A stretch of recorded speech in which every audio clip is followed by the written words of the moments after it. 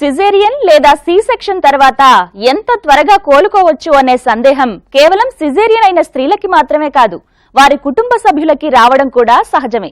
Anaesthesia తాలూకు మత్తు, అలాగే పొట్ట మీద పడే ఇన్సిషన్ అంటే కోత వల్ల కలిగే నొప్పి, ఇంకా హాస్పిటల్లో ఎన్ని రోజుల పాటు ఉండాలి, ఎప్పటి నుంచి లేచి నార్మల్ గా తిరగొచ్చు, ఇవన్నీ అటువంటి సందేహాలే. సిజేరియన్ డెలివరీ రికవరీ గురించి తప్పనిసరిగా తెలుసుకోవాల్సిన కొన్ని అంశాలు ఇప్పుడు చూద్దాం.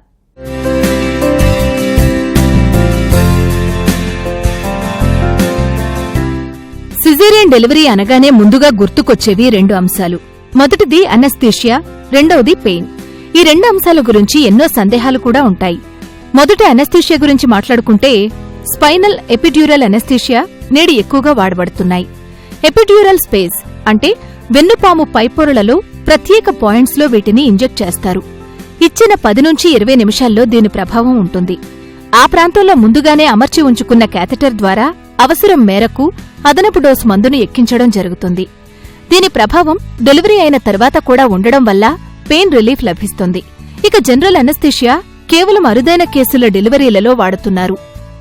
మొట్టమొదటి చూస్తే మామూలుగా మనం ఇప్పుడు సిజేరియన్ కి ఇప్పుడు జనరల్ అనెస్థీషియా ఇవ్వటం అనేది చాలా ఎప్పుడో అరుదైన పరిస్థితుల్లో తప్ప జరగటం లేదు. మామూలుగా ఎపిడ్యూరల్ కానీ, స్పైనల్ కానీ, లేదా కంబైన్డ్ స్పైనల్ ఎపిడ్యూరల్ ఈ రకంగా కానీ ఇస్తాం అనెస్థీషియా. సో ఇటువంటప్పుడు ఏంటంటే పేషెంట్ ఎప్పుడు నిద్రపోవటం అంటే స్పృహ కోల్పోవటం జరగదు. త్రూఅవుట్ ఆపరేషన్ మేలుకునే ఉంటారు, ఆపరేషన్ అయిన తర్వాత కూడా వారు మేలుకునే ఉంటారు.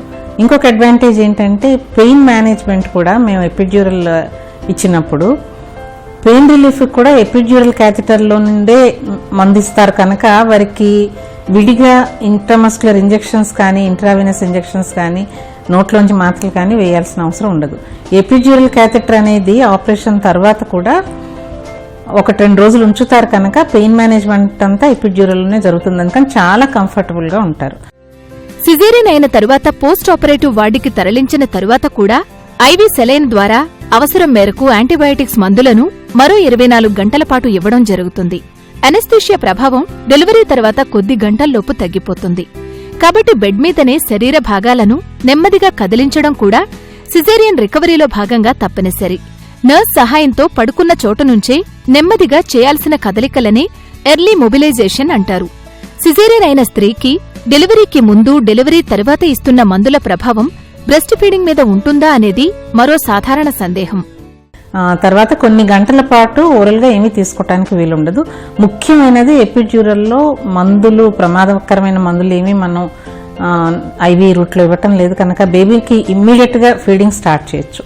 వార్డుకి షిఫ్ట్ చేసిన వెంటనే బేబీని తీసుకొస్తారు, తల్లి పక్కన పెడతారు, తల్లితో పాలు ఇప్పిస్తారు. అందుకని ఏ రకంగానూ బ్రెస్ట్ ఫీడింగ్ సఫర్ అయ్యే పరిస్థితి మనకు ఉండదన్నమాట. తర్వాత ఒక 6 నుండి 8 గంటల తర్వాత ఎర్లీ మొబిలైజేషన్ అనేది చాలా ముఖ్యం. పూర్వంలాగా ఎక్కువ రోజులు మంచం మీద పడుకుని ఉండకుండా మనం రియలైజ్ చేసింది ఏమిటంటే ఎంత త్వరగా కదిలి, ఎంత త్వరగా లేచి కాళ్ళు అవి కదిలించి నడిస్తే అంత మంచిదని చెప్పి.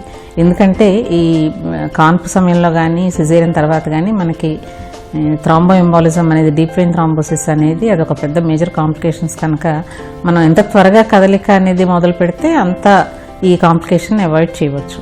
మామూలుగా 8 గంటల్లో వాళ్ళని లేపి కూర్చోపెట్టడం, బ్రీదింగ్ ఎక్సర్సైజ్ చేయించడం, కాళ్ళవి కదిలించడం, నడిపించడం కూడా స్టార్ట్ అవుతుంది.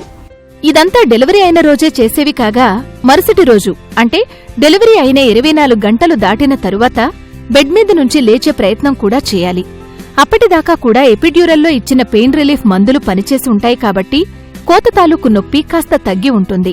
మూత్ర విసర్జన కోసం సిజేరియన్ సర్జరీ సమయంలో యూరినరీ బ్లాడర్ కి క్యాథెటర్ అంటే ట్యూబ్ పెట్టి ఉంటారు. దీన్ని మరుసటి రోజు తొలగించడం జరుగుతుంది. దీంతో పాటు అబ్డామిన్ పరీక్ష, ముఖ్యంగా పేగుల కదలిక ఎలా ఉందో కూడా చెక్ చేసి అంతా బావుందని నిర్ధారించుకున్నాక తేలికపాటి ఆహారం తీసుకోమని సూచిస్తారు. సిజేరియన్ డెలివరీలో భాగంగా గర్భసంచికి అలాగే పైకడుపు మీద 2 ఇన్సిషన్స్ చేస్తారు. వీటిని కూడా పరీక్షిస్తారు ప్రసూతి వైద్యులు. ఇకపోతే డ్రెస్సింగ్ మామూలుగా చాలా చోట్ల 3వ రోజు ఆ కుట్ల మీద ఉన్న డ్రెస్సింగ్ తీసేసి ఓపెన్ గానే వదిలేస్తారు. అండ్ చాలా వరకు ఈ కుట్లు కరిగిపోయేవే వేస్తున్నాం కనుక ఎన్నో సంవత్సరాలు, కొన్ని డికేట్స్ నుంచి కూడా బయట మామూలుగా విప్పవలసిన కుట్లు చాలా చోట్ల వేయటం లేదు. ఇటువంటి కుట్లు వేయటం అనేది ఎక్కడో ఫెసిలిటీస్ లేని చోట అరుదుగా జరగవచ్చు. కుట్లు విప్పాలి అనే సమస్య కూడా ఉండదు. ఈ కుట్లు సబ్క్యూటిక్యులర్ ఉంటాయి కనుక వాటికి అవే కరిగిపోతాయి. కుట్లు విప్పేది ఉండదు. 3వ రోజు నుండి ఈ సూచర్స్ మీద ఎటువంటి డ్రెస్సింగ్ కూడా అవసరం ఉండదు. వారు మామూలుగా స్నానం చేయొచ్చు. మామూలుగా తన మూమెంట్ కూడా బాగా ఇంక్రీజ్ చేయొచ్చు. ఇన్సిషన్స్ తాలూకు నొప్పి, ఆయా భాగాల్లో తిమ్మిరెక్కినట్టుగా అనిపించడం, నడిచినప్పుడు ప్రత్యేకించి పక్కలకి తిరిగినప్పుడు నొప్పి ఎక్కువగా ఉండడం, ఇవన్నీ కూడా సిజేరియన్ అయిన స్త్రీలు ఎదుర్కొనే సాధారణ ఇబ్బందులే. ఈ లక్షణాలన్నీ కూడా తగ్గేందుకు కనీసం 3 నుంచి 4 వారాల సమయం పడుతుంది. కుట్లు పడిన భాగాన్ని శుభ్రంగా, పొడిగా ఉంచుకోవడం లాంటి కనీస జాగ్రత్తలు తప్పనిసరి.